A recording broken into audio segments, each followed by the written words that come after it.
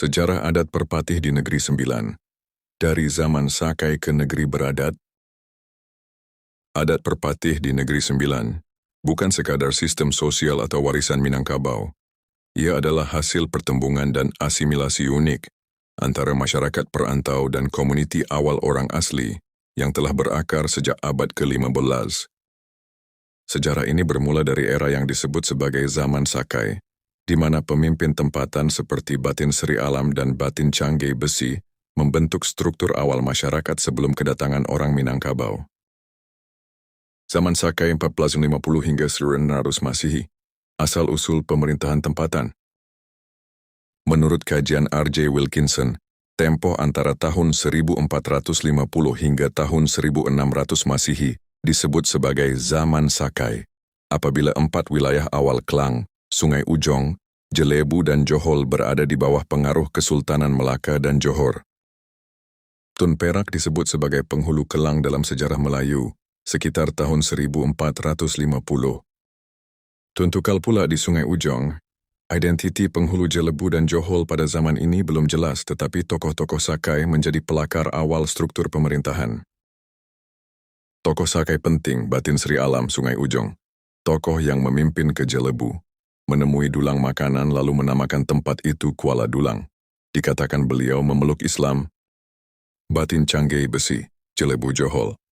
Pembuka kawasan Jelebu, antara tokoh awal Sakai yang mempengaruhi struktur luak. Kedatangan Minangkabau dan integrasi budaya.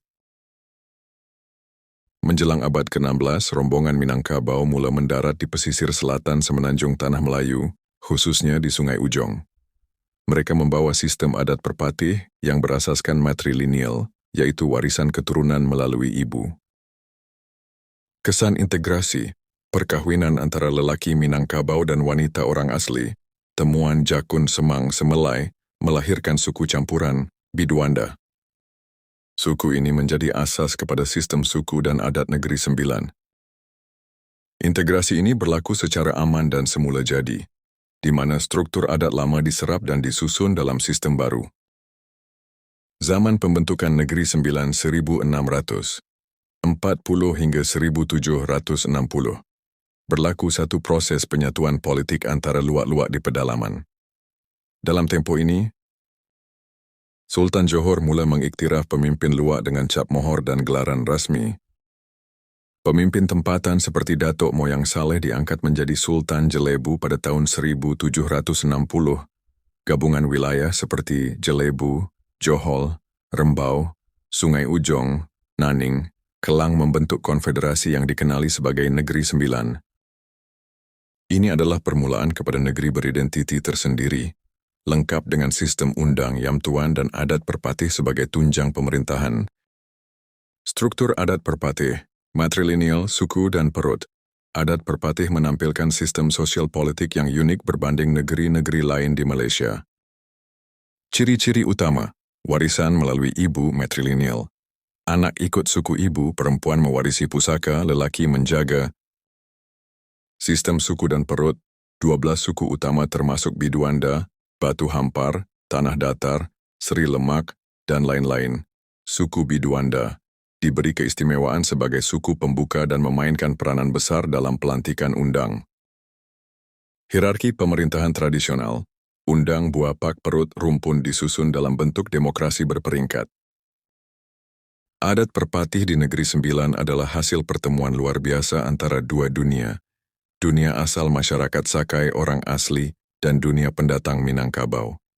Ia bukan hanya sistem sosial, tetapi juga bukti kekuatan asimilasi budaya, kepimpinan masyarakat awal, dan demokrasi tradisional yang masih relevan. Tokoh seperti Batin Sri Alam dan Batin Canggei Besi seharusnya dikenang bukan hanya sebagai penghulu tempatan, tetapi sebagai pengasas kepada tradisi negeri beradat yang kita warisi hari ini.